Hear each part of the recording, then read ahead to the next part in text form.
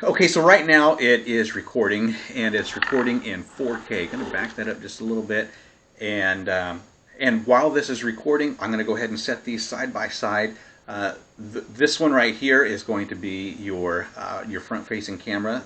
Okay, so what you see here is the recording that is coming from the dash cam. It is an excellent quality recording. I really am impressed. 4K quality. You can see the colors, you can see the features, there's sharpness, there's crispness, everything that you would want. All right, so today we're going to be taking a look at the Arpha dual channel dash cam with rear camera today.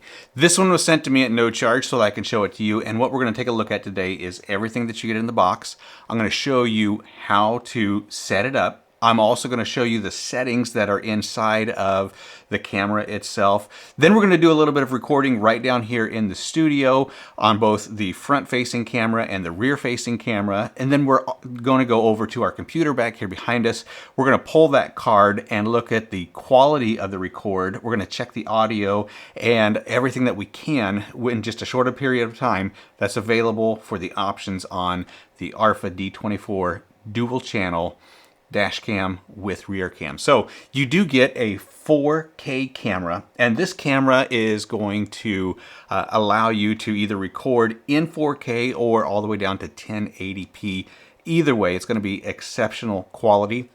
It does come with an SD card right here on the side, and it is a 64 gig memory card. I have upgraded mine to 128 gig just so that I can do some recording down here in the studio and not have to worry about filling up the card at all. For the mount, they do give you a dash mount or a windshield mount. You're just going to pull that adhesive cover, and then you can either stick it on your dash or you can stick it to your windshield. And this is going to go onto the camera just like this. And then your camera is going to be front facing, and then you do have your viewfinder in the back, which is super nice. So it can sit like that, or you can flip it like that. Now, in the settings of the camera itself, you are able to flip the picture so that you can either have it on your dash or you can have it on your windshield. That is a super nice feature. By the way, I might also mention it does come with an app that you can put on your phone, and you can watch it live stream from your phone, or you can watch it live from your camera itself. Lots of options on the app, and we're going to look at that here in just a little bit as well. You do get a power supply, and this is a super long power supply.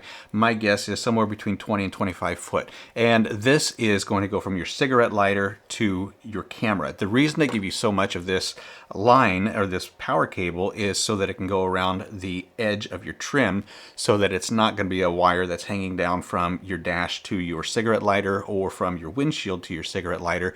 You're going to have enough here to go around the entire perimeter.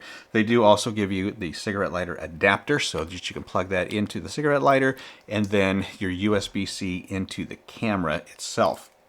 We're going to do all that right down here in the studio here in just a moment so you can see how this all works and how the setup goes. You do also get a rear camera that's going to go on your bumper, on your tailgate, somewhere near your license plate, somewhere out of the way. And it does also have a sticky, and it does too have a little platform there for it to for the adhesion to stick to. This here is about another 25 foot cable. Now you can run the camera with or without the rear camera, but I assume that if you're going to purchase a camera, you're going to want the rear camera as well, and that's just going to plug in to the camera. This is going to be your feed, and you got a connector right here. It already comes pre-connected, so you don't need to worry about trying to figure out how to connect that or not. And then two more things is that you do have some cable clips, and then you also do have an upholstery tool. You want the upholstery tool so that you can kind of raise that up and tuck this wire underneath your upholstery so that it's not an eyesore or going through the middle of the vehicle. So plenty of cable here on both the front facing and the rear facing camera to go around the entire perimeter of your car so that it is hidden. They also do have a couple pieces of electromagnetic film here for your windshield or for adhesion purposes. A really big, look at this, a really big, thick instruction manual. Don't be intimidated by it. It's just basic information.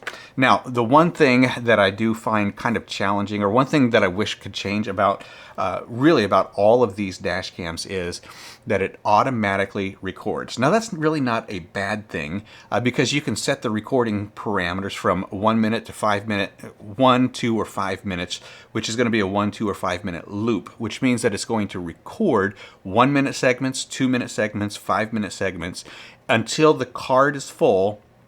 Then it's going to start overwriting the oldest videos first if you don't happen to delete those. Now, the thing about that is that it's going to be constantly recording. And again, that's not a bad thing, especially if you've got a large enough card. But if you don't want it recording, you're going to push stop record, and then in a couple of minutes, it's going to start recording. And I'm going to show you how that functions and how irritating that can really be. But because it does have an app, you can go to the app and you can stop the recording from the app so that it doesn't continuously start and record 1 minute loops. Now, let's go ahead and get this thing set up and take a look at all the settings that are available in here and do some recording. And what we're going to do here with this 4K recording is that we're going to set it up side by side next to my Sony ZV-1 so you can see the quality of the record that comes through the D24 dual channel Arpha dash cam. Okay, so first things first, we are just going to do the recording from a tripod here. I do have my power source right here. I'm connected to a power bank, which has a cigarette lighter adapter in it, so we can use this the same way that you would use it in a car. As I mentioned in the beginning, I did swap out the 64 gig for 128 gig. I have not formatted this card, and so we're going to walk through the format process and show you how to do that. I want you to listen to the prompts that come through on the camera itself. It's going to tell me that I have a new card, that it needs to be formatted. It's also going to tell me that the rear camera is disconnected and that Wi-Fi is connected. If you wanted to use the Wi-Fi feature on here, it's not necessary, but that is something that is available. So we're going to go ahead and plug in right to the top here with our USB-C. We're not going to worry about the rear camera yet because we want to get some of these settings first and show you how to operate those. So when you give power to it, it's going to automatically power on. Please format TF card before first time use. Rear camera is disconnected. Wi-Fi is on. Okay, so those are the first three prompts. So the first thing that I'm going to do is I'm going to go into my settings here. All right, so one neat thing about this is that it is a touch screen. So anything that you need to do from the driver's seat, you're able to just tap the screen and get into all the functions from there. So I'm going to touch the screen, the lower right-hand corner. I'm going to hit my settings, and the first thing that I want to do is find my format and make sure that I can get this formatted correctly before the first time use. And so there's my format right there. And they do have to be selected twice. So the first is going to highlight the option. The second is going to select it. So data will be deleted. I can either cancel or okay that. I'm going to go okay. And we are going to allow that to format the card. And it says format successful. Up here in the top right hand corner, it does say format reminder, which means that we can turn that format reminder on or off. So if you have not formatted your card, it's going to continuously remind you to format that card before the first use. The first thing we want to look at here is the resolution. On the resolution, we're going to select that, and you can see I can go from a 4K, 2K down to a 1920 1080p. Over here on the loop recording will allow you to do the 1 minute, 3 minutes, or 5 minutes. I was saying 2 minutes in the beginning, but it is a 3-minute loop. Okay, so your WDR is going to be your wide range or your wide picture. You can record audio, you got your video timestamps, you got your mirror, which is going to be an exact representation of what the camera is seeing. It's going to show it right here on the viewfinder.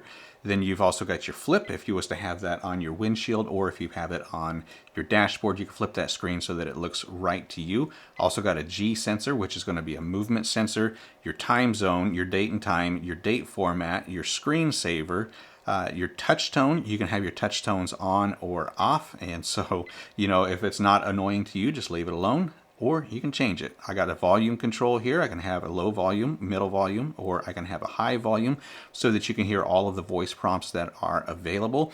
You got your language, GPS, and GPS is going to be a super handy feature to have there so that it can also give you your speed unit, and so it can track your speed. We're at miles per hour because we are in the United States here. You can change your frequency. You probably want to have that at 60 hertz. And then you've got your GPS info, storage info. Notice here the card is formatted, and it does say that there is 119 gig free space on the card. So back on our home screen here, we got a lot of things to look at, and we're going to come in just a little bit closer for you so that you can see these.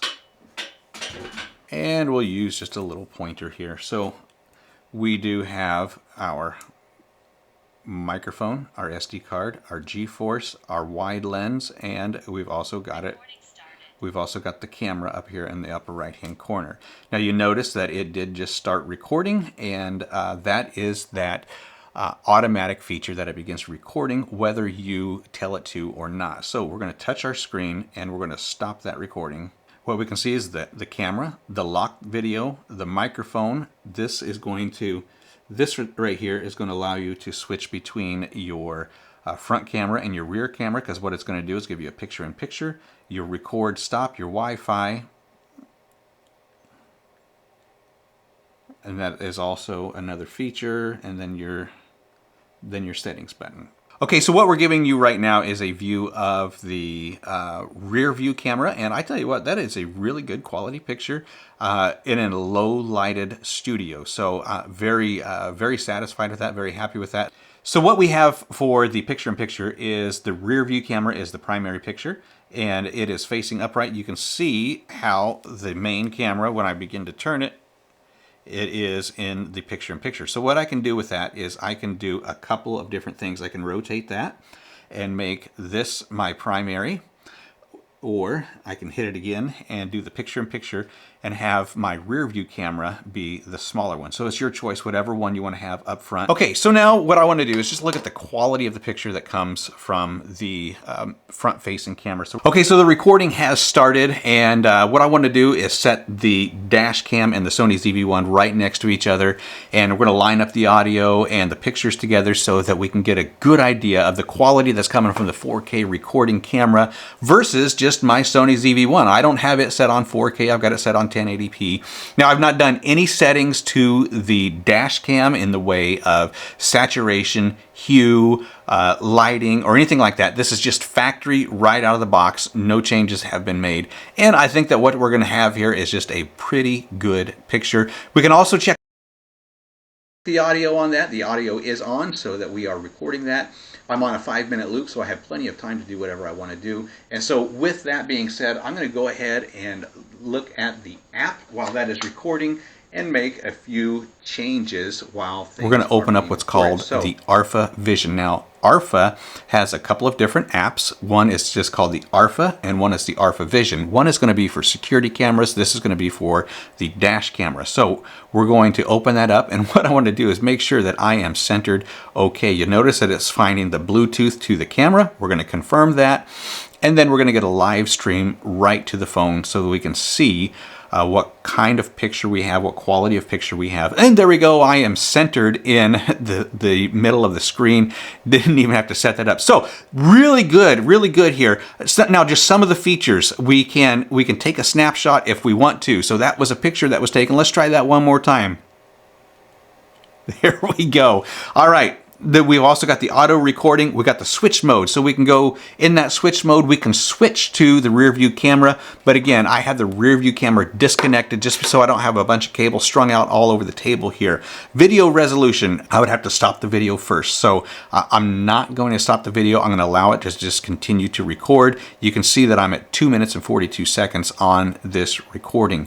We can go to the dash cam albums, and anything that I want to do on this app, evidently I have to stop the recording first. So what we're going to do is we're going to get out of this. There's a full screen, and that is a really, look at that. That is a superb picture. I am absolutely blown away by the quality of that 4K picture. All right, so now what we're going to do, we're going to pull the SD card out of the dash cam. We're going to put it into either a card reader like this or a different card reader that you may have, an adapter that goes into your computer. Okay, so we did just plug in our SD card into the computer, and this automatically opened. It's called the Arpha, and it's in the D section of my hard drive. So we're going to open up Arpha, and on Arpha we have 3 different folders here: the event folder, photo folder, and the video folder. Photo first, and take a look at these pictures.